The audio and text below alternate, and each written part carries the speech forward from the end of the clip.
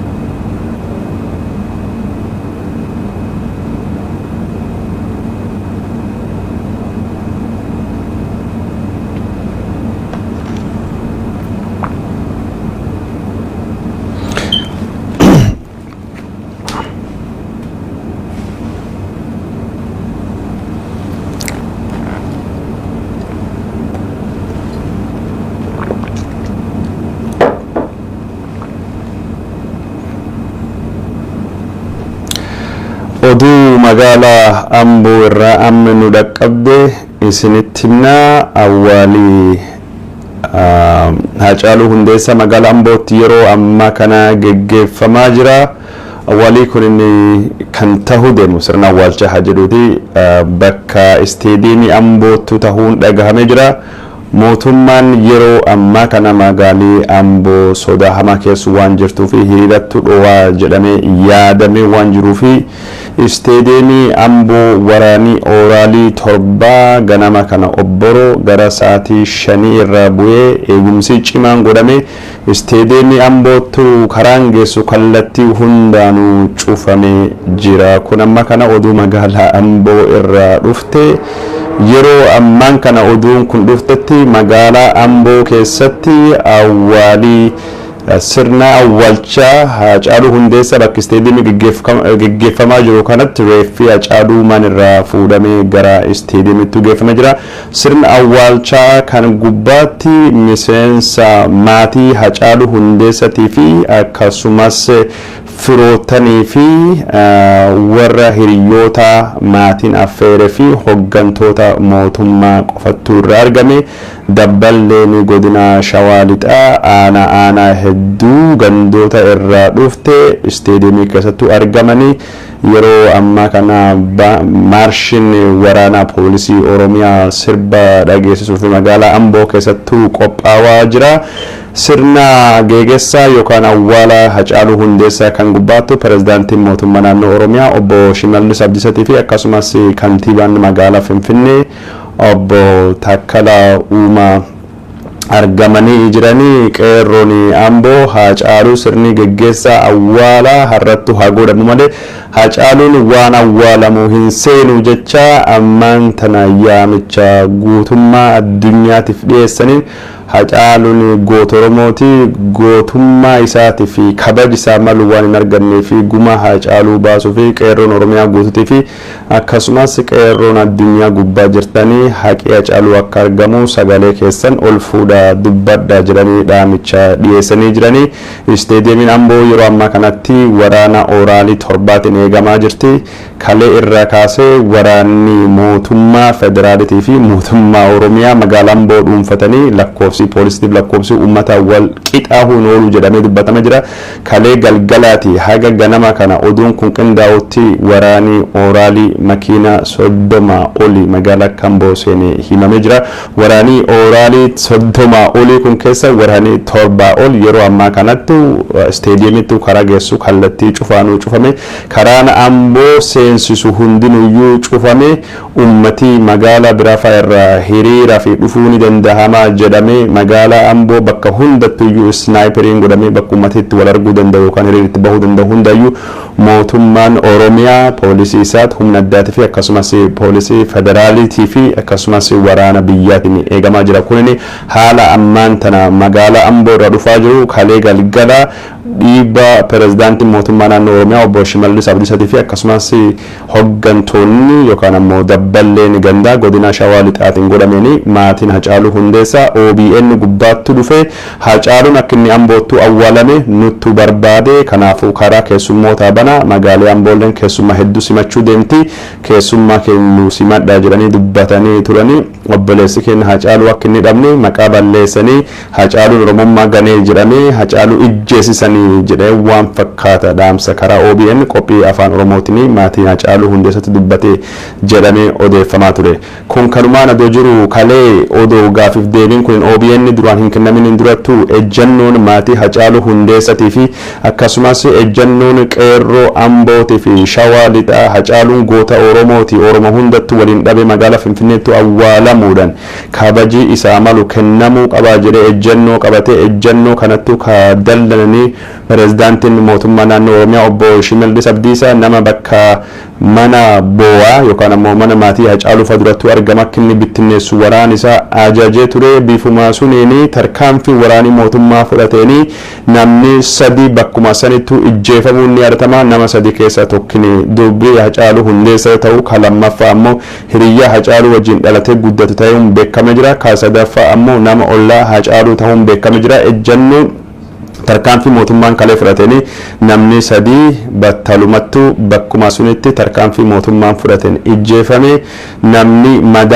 madaawaan keessa namni afurii hospitaal Amboo yoo deemu du'uun isa mirkanaa'ee jira kalee Hacaaluun Finfinneetu awwaalama malee Ambootti awwaalam falmi jedhuuni lakkoofsi nama du'ee torba ta'uun himamee jira yeroo ammaa kana tarkaanfii kalee mootummaan warri bo'aaf dhufe man Hacaaluu fa'aa turan irratti fudhateen namni 28 kamadaahee manneen yaalaa Ambootii fi naannoo Amboottu yaalamaa jiranii namni 23 madaahee namni torba lubbuun isaa darbuun maddii odeeffannoo nu kenne magaalaa Amboo irraa nu gabaasee jira dhiibbaa kan keessattuu nama akkasii awwaala fi didee Hacaaluun Finfinneetti awwaalam jedhu mootummaan Oromiyaa tarkaanfii irratti fudhate nama hagasii ijjeesse nama hagasii madeesse maatii Hacaaluu dirqiidhaan Finfinneetti awwaalamuu qaba jedhamee jira kanaan walitti qabatee pirezidaantii mootummaa naannoo Oromiyaa obbo Shimallis Abdiisaatii fi bulchaa magaalaa Finfinnee Hacaaluu yaadannoo isaatiif siidaa guddaa fi akkasumas galma yaadannoo guddaa magaalaa Finfinnee jiddu galeessa keessatti ijaaruu fi waadaa seenanii jiranii Hacaaluun Finfinneetti awwaalamee jennaan Ambootti awwaalamee jennaan maqaan isaa Barbaraa fi Finfinnee keessatti mul'atu siidaa fi galmi maqaa isaatiin ijaaramu jechuun maatii isaatiif waadaa seenanii jiranii qeerroon Amboo oduun kunini du'a Hacaaluu dagachiisuu fi warri Hacaaluun akka Finfinneetti awwaalamuu fi haamilee dhabee dandeetti dhabee siidaa Finfinnee keessatti mootota isaanii Habashaa biratti ijaaruu fi onneellee dandeettillee gahumsallee hin qaban jechuun murtiin warra siyaasaaf jecha murtii darbe murtii sobaatii fi kanama yeroof tasgabbeessuuf jedhan malee waadaa guutamuu miti jedhamee jira kun odeeffannoon Amboo irra dhufe yeroo ammaa kana Amboon miira dallansuutii fi Amboon miira xiiqitiin guutamtee jirti sirni awwaalcha Hacaaluu Hundeessaa isteediyeemii Ambooti yeroo ammaan kana raawwataa jira adeemsi kun garamitti akka deemu hin beekamne sirna awwaalchaa malee awwaalii isaa har'atti ta'uu baachuu danda'a haali ammaan kan jiru Hacaaluun awwaalamuu fi hayyamsiisa hin fakkaatu jechuun maddii oduu keenya magaalaa Amboo gubbaa nuu kenna nutti himee jira. daawwattoota keenya kanaan walitti qabatee as Minnesota keessatti Oromoon falmii cimaa godhee jira falmii Oromoon magaalaa Minnesota adda addaa keessa jiraatanii keessattuu magaalawwan lakkuu keessa jiraatan godhaniin waajirri OBN International OBN jechuun televiziyoonii mootummaa naannoo Oromiyaa hoogganu dameen isaa ka Minnesota barbadaa'ee jira yeroo dameen isaa barbadaa'e kanatti hojjettoonni OBN ka turan hundinuyyuu osoo falmitoonni yookaan ammoo mormitoonni OBN dhufanii waajira cabsuun durattu waajira gadhiisanii akka bahanii himamee jira warri miseensota boordii waajirri kun eegii caccabeen boodattu miseensa poolisii Minnesota qabatanii dhufuudhaan miidhaa dhaqqabee fi akkasumas warra biiroo kana cabsee seeratti dhiyeessinaa jedhanii mootummaa wajjin taanee hojjenne tarkaanfii fudhanne jecha odeessaa akka jiranii hojjettoota OBN itti waliin warri dhiheenya qabanii odeeffannoo kan nuu kennanii jiranii. OBN waajirri isaa kan Minnesota argamu guutuma guutuu barbadaa'ee jira. Karaan guddichi magaalaa Minnesota fi kutaa Minnesota fi akkasumas Ameerikaa lixaatiif baha walitti fidu highway 94 yookaan interstate 94 jedhan falmitoota Oromootiin cufamu gabaasamee jira. Gabaasi kun maddeen oduu Ameerikaa hundaan wal harka fuudhanii gabaafamaa jira. Kun oduu guddoodha. Karaan kun har'a mormitoota hiriira Oromoo mootummaa biyya gubbaatti bahameen cufamee jira. Kanaan walitti qabate pirezidaantiin Minnesotaas dhaamsi gaddaa dabarsanii Hacaaluun nama sirbisaatiin addunyaa jijjiiree bakka jirtutti boqoddi Oromoo jajjabinni isin hawwaa jira. Bulchaan magaalaa guddittii Minnesota Kaaseen Poolilleen madda oduu gaddaa yookaan ammoo dhaamsi gaddaa dabarfatee jira. Akkasumas bakka buutonni kutaa Minnesota Ilhaan Umaris oduu gaddaa dabarfachuun ni yaadatama. Oduu Oromoon falmitoonni karaa cufuu kanaa fi akkasumas hiriirri isaan godhan kun xiyyeeffannaa miidiyaa Ameerikaa keessattuu kutaa Minnesota akka malee argachuun isaa himamee jira. Oduu biraatiin siidaan Haayile Sillaasee mootii Itoophiyaa kan duraanii kan Londanitti argamu caccabu BBC'n gabaasee jira. Kunis oduu addunyaa xiyyeeffannaa guddaa argatee jira. Caccabuun kun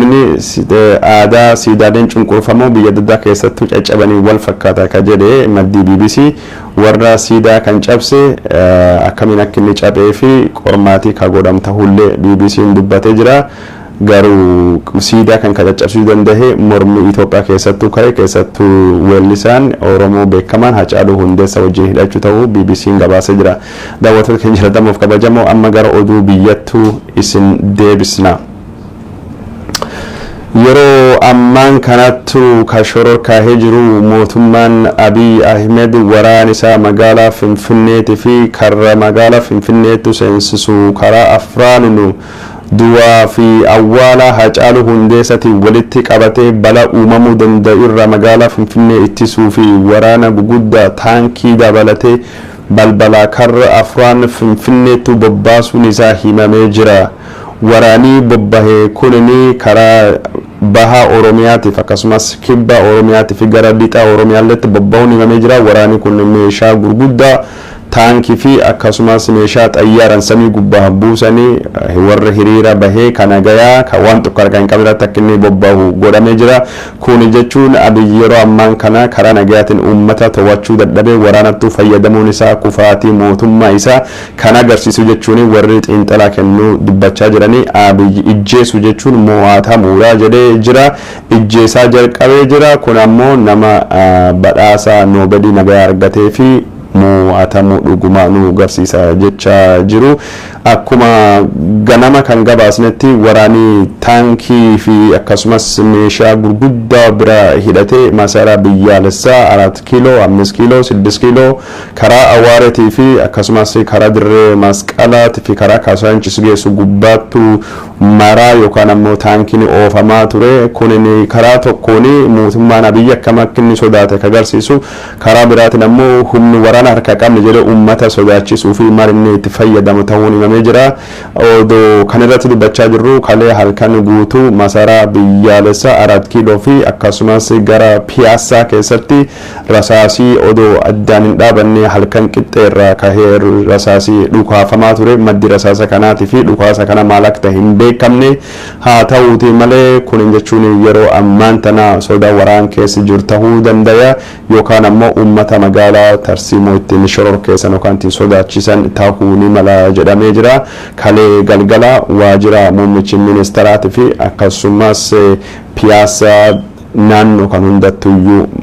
dhukaasni guddaan dhagahamaa bulee haga halkan keessa sa'aatii 3 fi wadakkatti. Kun oduu Finfinnee irraa dhufaa jirtu kana walitti qabatee maddi oduu Reuters akka gabaasetti waraanii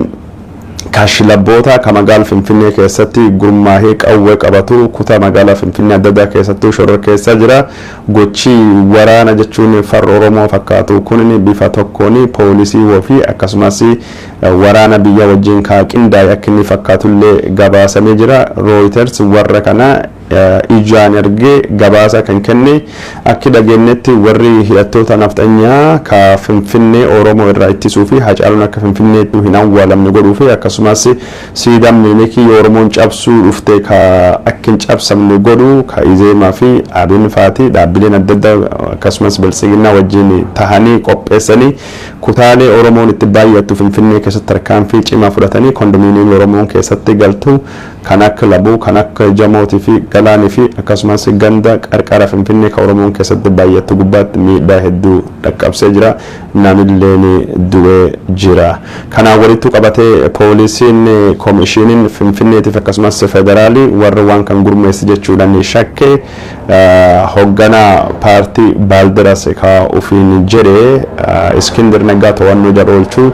miidiyaan Itoophiyaa gabaasee jira. Kanaan duratti yeroo Jawaar Mohammad hidhamee akka Oromoo irraa falmiin guddaan hin kaanee fi Jawaar qofa miti nama marallee hin Iskindir Naggaallee wajjin hiinaa jettee Bilisiginnaan karoora qabaachuu gabaasa kennaa ka torban 3 duratti dhiyaate keessattuu gabaasnee turre yeroo amma kana Jawaarii fi Baqqalaa Garbaa fa'aa hidhamee karaa irraa gorsuu fi Iskindir Naggaallee jechuun ifaan dubbii balleessuuf hidhanii jiranii. Finfinnee keessatti yeroo ammaa kana Oromoon mana bahuu hin dandeettu waraanni magaala keessatti gurmaa'ee akka fedhe socho'aa jira garuu hoggana waraansanii hiinee jechaa jiranii kun jechuun ka waraan gurmeessa Bilisiginnaadha akka Oromoon magaala Finfinneetti dhufte hiriir hin baane soda Oromoo ka qabirra ta'uun isaa himamee jira. Kun kanumaan adoo jiru qeerroon tuulamaa ka qarqara Finfinnee marsee fi ka abbaa biyyummaa Oromoo magaalaa Finfinnee irratti goonfachuu barbaadu mootummaan milishaa uummataa ka jedhu yookaan ammoo kashlabboota ilaalcha farra Oromummaa qabanii ka Finfinnee keessatti gurmeessisaniin Oromoo roorrisuuf doorsisuuf miidhuuf ejjeesuu dhaabnaan qeerroon tuulamaa karra Finfinneettu seensisu hunda cufuun Finfinneen akka aadaabamtu godhaa jechuun mootummaan tarkaanfii farra Oromootii fi warra jechuun itti fayyadamee uummata Oromoo itti roorrisu kan dhaabu baannaan qeerroon tuulamaa tarkaanfii hamaa ka fudhatu tahuu gabaasii keessan nu dhaqqabee ibsee jira. Qeerroon qarqara Finfinnee ka karaa lixaa ka Burraayyuu ka karaa kibbaa ka Aqaaqee fi Qaallitti ka karaa dhiyaa ka Sandaaffaa ka Shanootii fi karaa bahaa jechuun kiyyaa akkasumas ka karaa lixaa ka Sabbataatii fi karaa Qoree fi haga Walisoo deemu yoo mootummaan Finfinnee keessatti Oromoon xiqqoo Oromoo marsee akkasitti sodaachisaa jedhu Finfinneen Oromoon marfamuu dagachuu hin qabanii kanaafuu qeerroon tuulamaa goota isaa eegii waan isaa malu godhee dubbii sun karaa irraa gorfateen duubatti Finfinnee balbala isiin qabdu hundaayyuu itti cufuuni Finfinneen akka jilbeeffattu ni goonaa jedhee qeerroon tuulamaa dhaamsa nu erge nutti ni jira. Qeerroon tuulamaa kunini injifannoon nu goone akkaataan nu mootummaa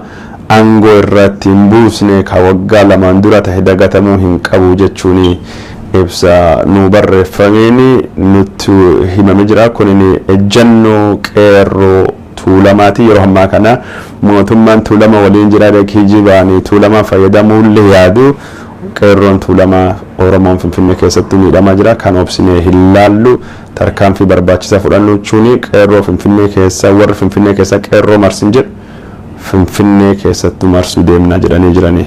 Kanaan walitti qabatee qeerroon Harargeelleen dhaamsinu ergeeni mootummaan meeshaa waraanaa gurguddaa fi taankii isaa yoo gara Harargeetti bobbaasee falmii ummatii ammaan kan dhiyeessaa jiru humnaan irra aanaa jedhu taanan tarkaanfiin isaan fudhachuu deeman akka malee cimaa akka taate dubbatanii jirani.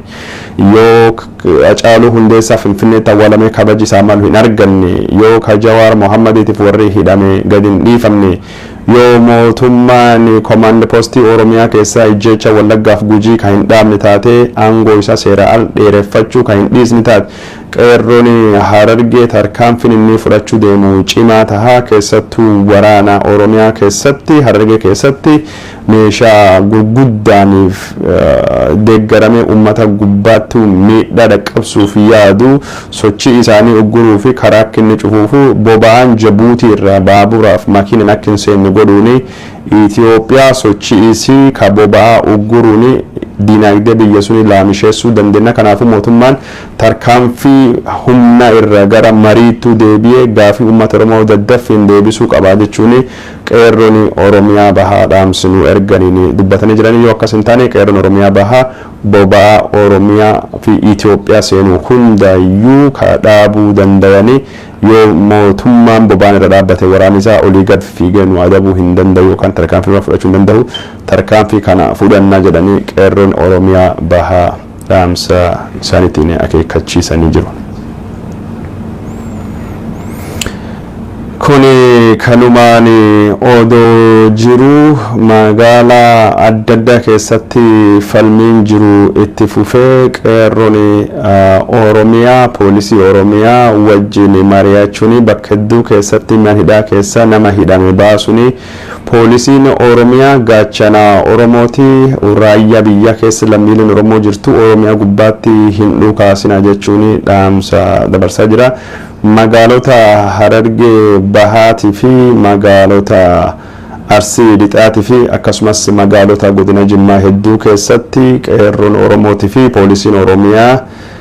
waliigaltee godhanii poolisiin Oromiyaa qeerroo gubbaatti akka hin dhukaasne qeerroo gubbaatti akka miidhaa hin dhaqqabsine qeerroonis poolisii Oromiyaa wajjin akka dhaabbatu waliigaluudhanii biyya isaanii bilisa baasanii humna Oromoo miidhuu dhufu akka waliin ittisan waliigalaa jiranii yeroo ammaa kana qeerroon Oromiyaa guutuu waraanii biyyaatii fi akkasumas miseensonni poolisii Oromiyaa gaafii Oromoo gaafii haqa akka qabu saba Oromoo bira dhaabbachuu akka isaan qaban illee yaamicha dhiyeessanii jiranii kanaan walitti yeroo ammaan tana Oromiyaa rakkoo guddaa keessa jirtutti yeroo hogganaan qeerroo Jawaar Mohammadii hidhamee jirutti Jawaar Mohammadiiti sagalee tahuuni akkasumas hogganaa isaan barbaachisu uf keessa argachuu fi daayaaspooraan guutuu addunyaa akka isaan gargaaru dubbatanii jiranii daayaaspooraan guutuu addunyaa jiru walii galuudhaanii adda addummaa isaanii dhiphisuun hoggansi tokko jalatti deebi'uun odoo amantii fi naannoo fi gandummaan waliin qoodamne gaafii Oromoo kan malka ceessu akka isaan qabanii qeerroon Oromiyaa dhaamanii jiranii qeerroon Oromiyaa kunin abbaan qabsoo Oromoo Jawaar Mohammadiitii fi sagalee tahuu qabna habashaan ammaan tan Jawaar hidhamee OMN cufamee jettanii irratti dhiyeessisaa jirti nu tokkummaan ammoo OMN bansifne Jawaar hiisifne gaafii kenna ka qabsoo Oromoo kenna galmaan gaachuu qabna jedhanii dhaamsa dabarsanii jiranii daawwattoota jaallatamuuf kabajamoo sagantaan keenya kaawwaduu karraa akkasumas daawwattaniif horaa bulaa sagantaa biraatiin haala Amboo keessa jira hordofnee ka isinittuu deebinu taha kaamma akkasuma nagaatti guyyaa gaarii.